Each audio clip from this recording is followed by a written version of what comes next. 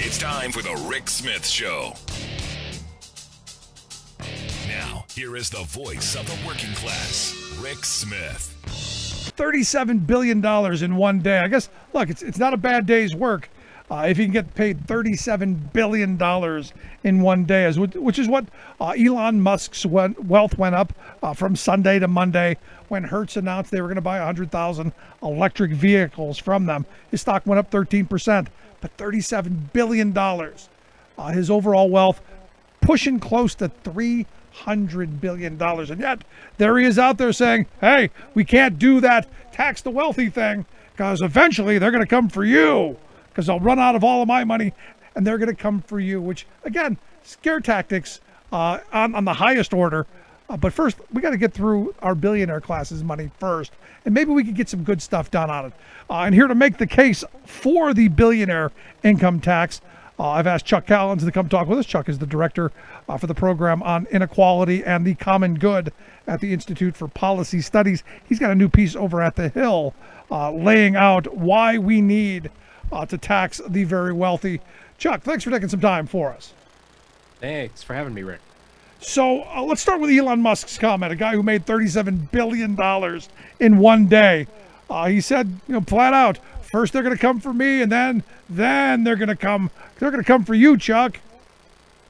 Yeah, this is kind of a phony populist idea that, here's the reality. People like Elon Musk have been underpaying their taxes for forever. The ProPublica revelations found that there were several years over the last decade where he paid no taxes.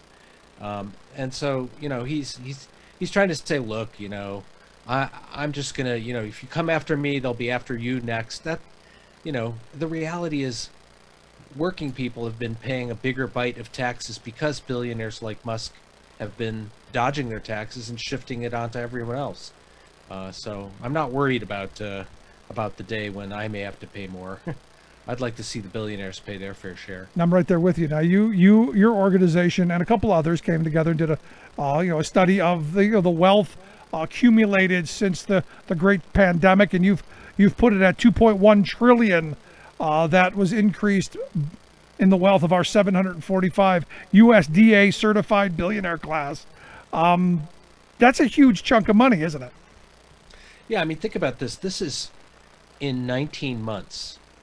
The U.S. billionaire class, 2.1 trillion, and if you add in Musk's payday and the rise of Tesla stock, we're getting toward 2.3 trillion dollars in 19 months.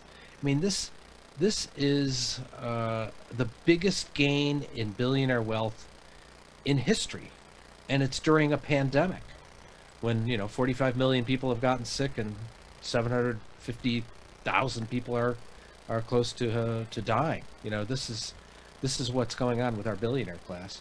Now, here's the thing. I have some people saying, but Rick, it's inflated right now. The market will correct itself. You can't really tax these people on the assets that they have because they haven't realized the gains. They're just assets at this point.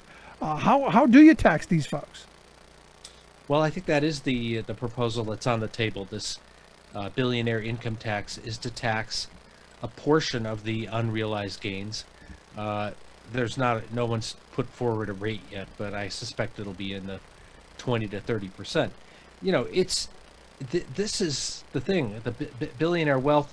Oh, by the way, if you lose money, then you're not going to be taxed on that, or you'll get a refund. But the whole idea is we've been seeing extraordinary gains and this democracy distorting concentration of wealth at the same time. So it really is in the public interest to figure out how do you tax this wealth in its different form. It's not stationary wealth, it's the gains. Right. And if there are windfall gains during a pandemic, then yeah, they should be taxed. Now, I look at this moment and, because a lot of people think that, our billionaires are taxed much the way every working person is. At the end of the week, you get a paycheck, they take, money out of your check, those are your taxes. Every working person in this country, every week on payday looks at that line and goes, that's how much I paid in taxes. And they think the billionaire class does this as well. When the reality is there isn't an easy way to tax our billionaires' wealth simply because they don't get income the same way the rest of us do. Yeah, I think it's important to just understand there's two tax systems. There's the tax system for the bottom 99.5%, and there's the tax system for the super rich. And, most of us have our taxes taken out of our wage tax, as we go through the weeks and months. Billionaires have the option to shift their money around, treat their income as assets or treat their assets as income, shelter it in trusts and offshore. There's a million and one shell games that the super rich pay.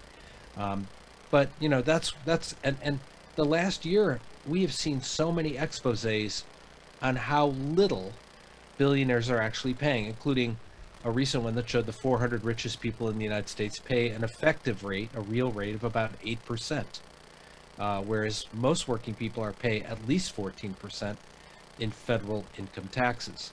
So that's, and there are plenty of people like Elon Musk and Bezos who've had years where they've paid zero federal taxes. And we also know on the state level, like Pennsylvania has a flat tax. We know on the state level, the bottom half of the economic scale pays, like triple the percentage of taxes that the folks at the top pay, just because the amount of taxes that they end up paying because of the flat tax.